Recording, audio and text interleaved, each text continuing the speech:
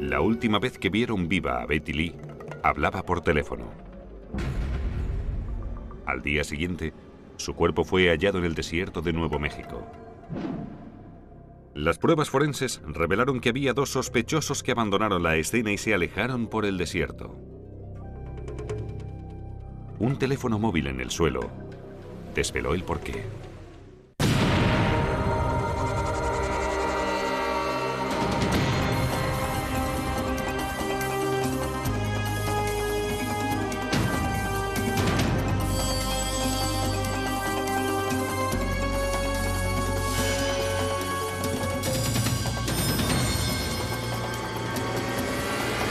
Crímenes imperfectos. 4 en la arena.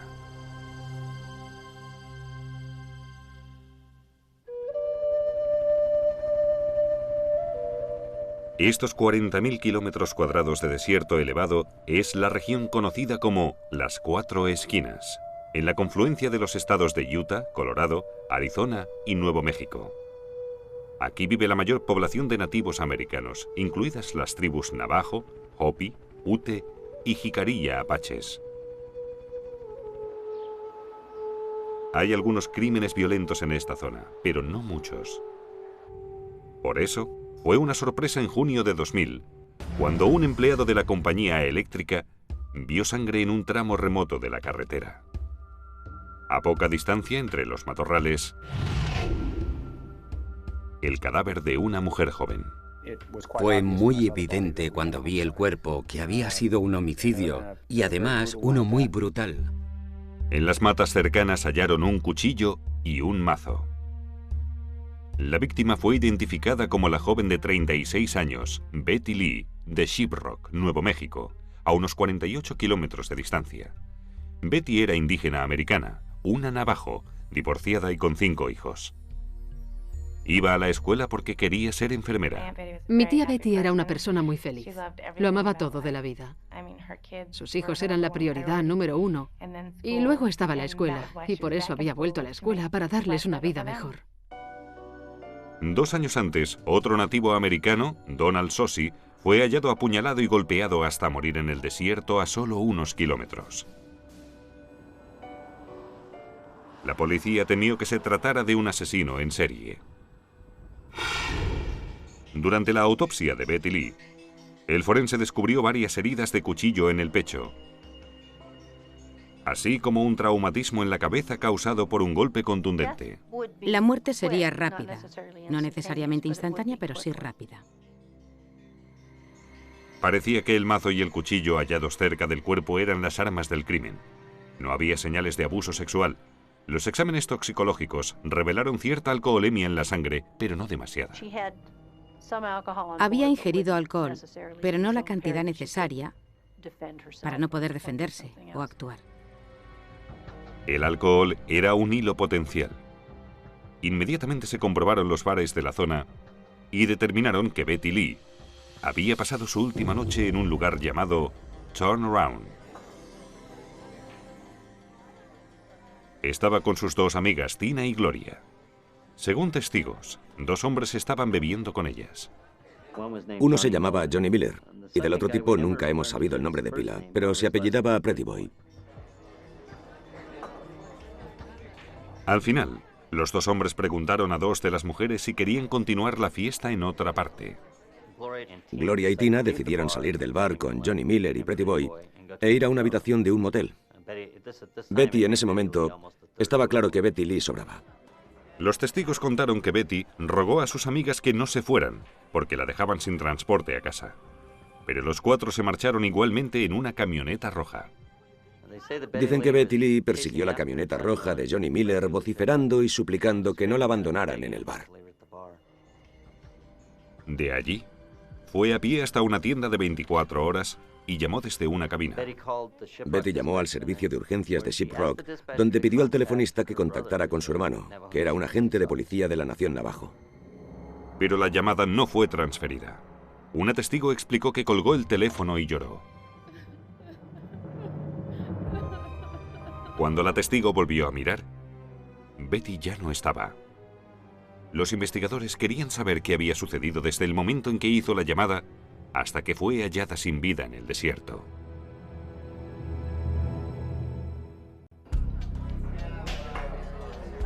Mientras investigaban la muerte de Betty Lee, la policía buscó a las dos mujeres que habían estado con Betty la noche anterior en el bar Turnaround y que se habían ido con los dos hombres. La policía pudo corroborar sus coartadas. Los cuatro se habían registrado en un motel próximo donde se quedaron hasta la mañana siguiente.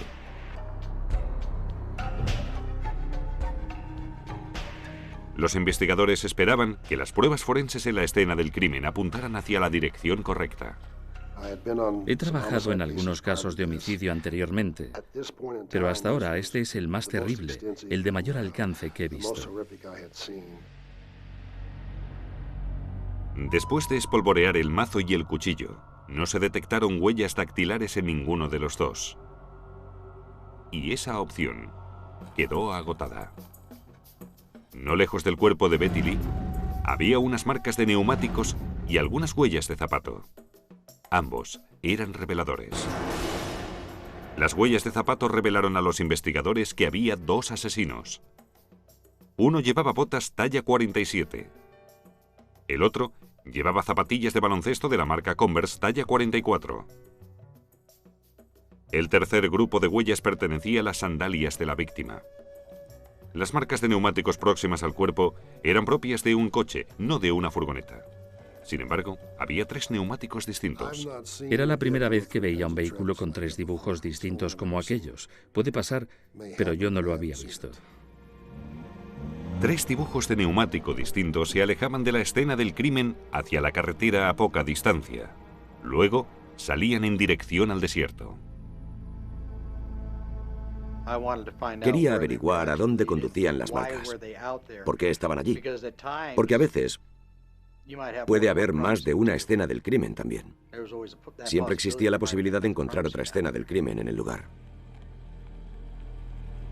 La policía decidió seguir las marcas sin tener idea de dónde irían a parar.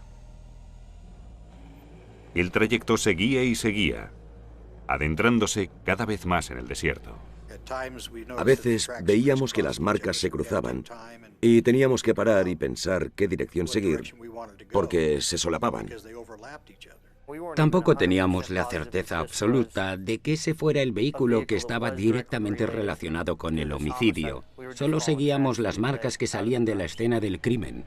En ocasiones eran difíciles de descifrar. ¿A dónde llevaban aquellas marcas? ¿Por qué estaban allí?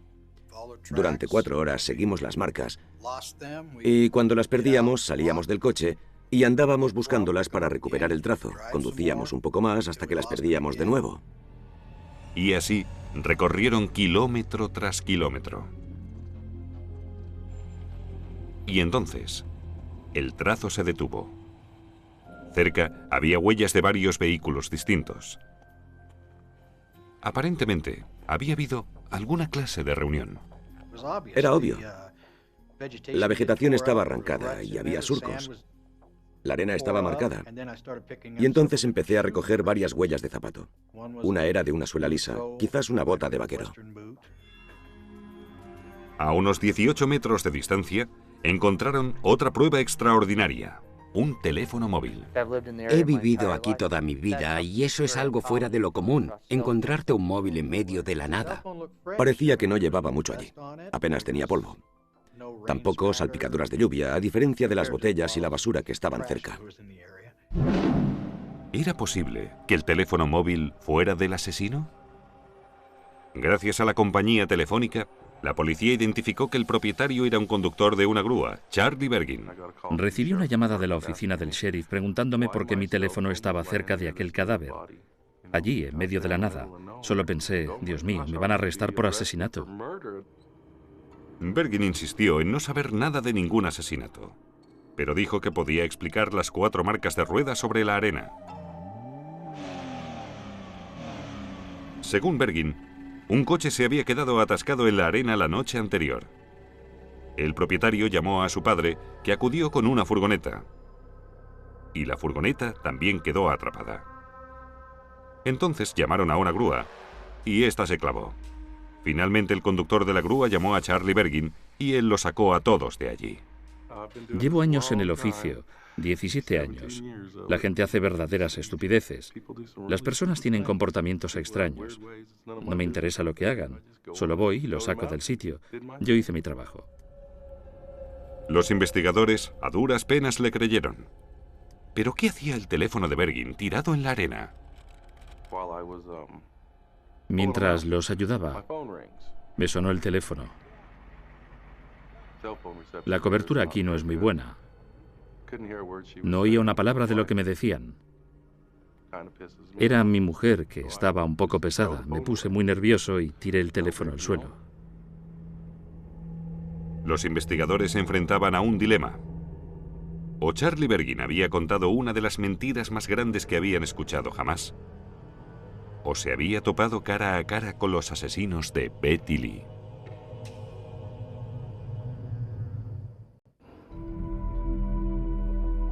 La joven de 36 años, Betty Lee, madre soltera de 5 niños pequeños, había sido asesinada en el desierto de Nuevo México. Las marcas de neumáticos halladas en la escena del crimen condujeron a la policía durante varios kilómetros por el desierto, donde aparentemente el vehículo había quedado atascado. Charlie Bergin, un conductor de grúa, declaró a la policía que fue llamado a la escena para tirar de los vehículos atrapados en la arena y que le pagaron el servicio con un cheque. Estaba firmado por el joven de 31 años, Bobby Fry, un peón de la construcción con antecedentes penales. Parecía nervioso, pero de un modo extraño.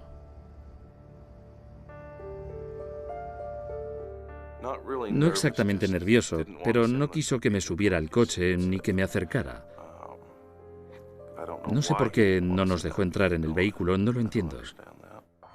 Bergin explicó que Bobby Fry conducía el coche. Debíamos ir a casa de Bobby Fry. Había que tratar el asunto urgentemente. Si había pruebas, necesitábamos entrar en su casa y guardarlas si las había. Cuando le interrogaron acerca del incidente, Bobby Fry confirmó que su coche se había atascado en el desierto y que llamó a su padre para que le ayudara.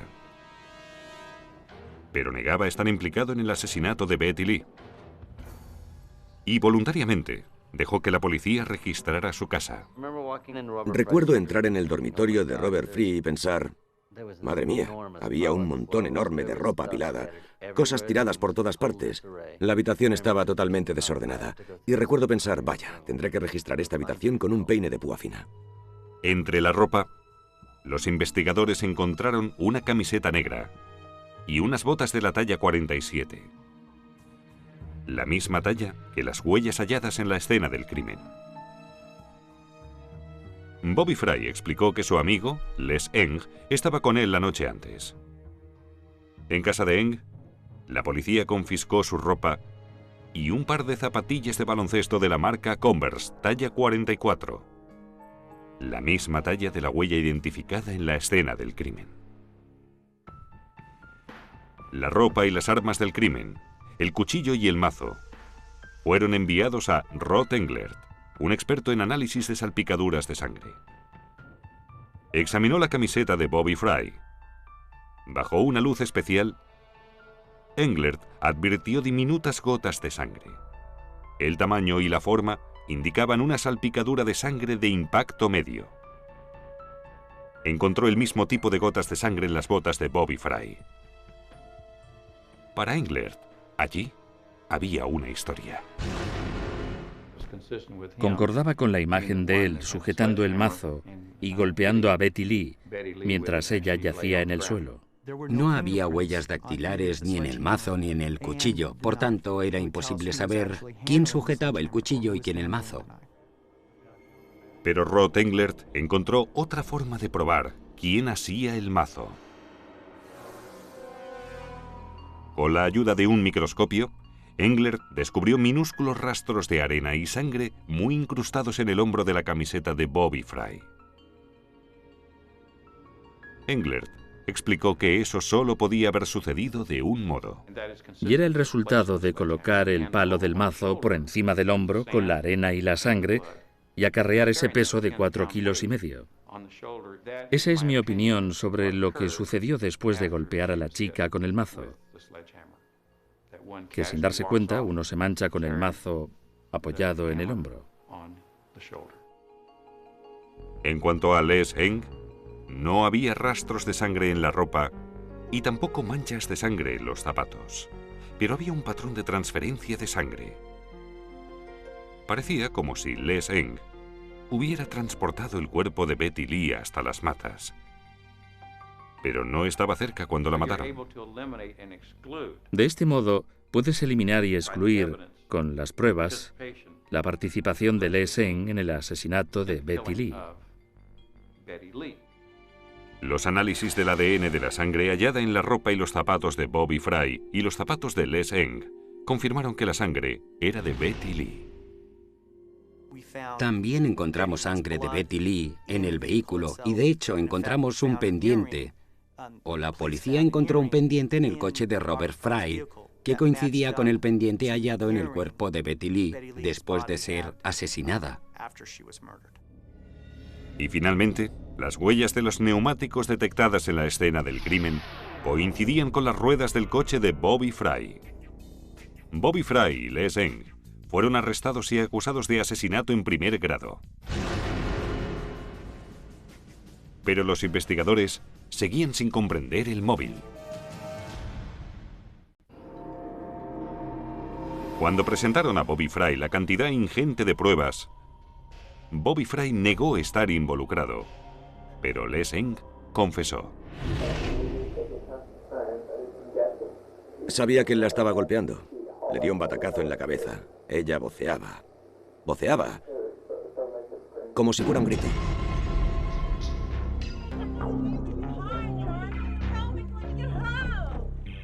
La noche de su muerte, Betty Lee no pudo regresar a casa porque sus amigas se habían ido del bar con 2 hombres. Y no había encontrado a nadie que pudiera acompañarla a casa.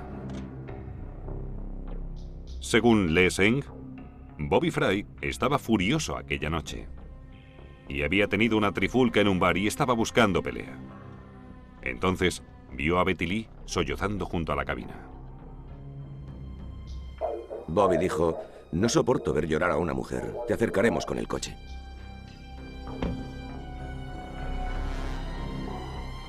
Durante el camino, Fry paró el coche, sacó a Betty de él e intentó violarla. Pero Betty se resistió peleando. Furioso, Fry la apuñaló repetidas veces con el cuchillo. Luego, cogió el mazo del coche y la hirió hasta matarla. Salpicaduras de sangre mancharon la camiseta y los zapatos de Fry. La arena y la sangre en el hombro de la camiseta de Fry demostraban que había arrojado el martillo después del asesinato. Ambos hombres llevaron el cuerpo de Betty a los matorrales, creando el patrón de transferencia de sangre en los zapatos de Eng. Los hombres dejaron las armas del crimen abandonadas en la escena, junto con las huellas de los neumáticos y de los zapatos. La rodada conducía hasta el desierto, donde planearon ir a dar una vuelta. Pero tuvieron problemas. En un error garrafal, el coche de Fry quedó atrapado. Llamó a su padre, quien también se hundió. Llamaron a la grúa y también se atascó. Al final, fue Charlie Bergin quien logró remolcarlos. Si no hubiera sido por el teléfono móvil de Charlie, que arrojó por enfado cuando su mujer lo llamó mientras ayudaba a los vehículos a salir de la arena, puede que la policía no hubiera resuelto el caso. Lo cierto es que cuando ese día recibí la llamada de mi mujer pensé, Dios santo, ¿qué querrá ahora? Porque suele llamarme todo el rato para molestar, pero seguramente es la mejor llamada que me han hecho en la vida. Robert Fry fue juzgado e inculpado de asesinato en primer grado y sentenciado a muerte. Les Eng testificó contra él y fue sentenciado a 40 años de cárcel. Bobby Fry fue posteriormente condenado por otros 3 asesinatos, incluido el de Donald Sosi, un indígena americano cuyo cuerpo había sido hallado hacía 2 años a solo 16 kilómetros del lugar donde Betty Lee fue asesinada. Los familiares de Betty Lee se sienten agradecidos por el trabajo de las fuerzas de la ley y las pruebas forenses que identificaron a sus asesinos. Apreciamos enormemente los esfuerzos por hacer justicia a un asesinato. Betty Lee no merecía morir, y nadie merece morir en circunstancias tan horribles y espantosas. Es una de las situaciones peores que puedes imaginarte para los últimos momentos de vida de una mujer. Es horrible. Un monumento conmemorativo se erige donde fue asesinada Betty Lee. Un recordatorio no solo de una vida perdida sin sentido, también de la investigación que puso a sus asesinos entre rejas. Las pruebas en el lugar de los hechos, así como las que recuperamos durante el seguimiento, marcaron la diferencia en este caso. Las pruebas físicas son siempre el factor más importante durante un proceso judicial si se dispone de ellas. Las pruebas físicas no mienten. Las pruebas forenses fueron de gran ayuda, sin excepción, desde la interpretación de las salpicaduras de sangre, el ADN, las pruebas de las suelas, las marcas de neumáticos. De gran ayuda, las pruebas forenses resolvieron este caso.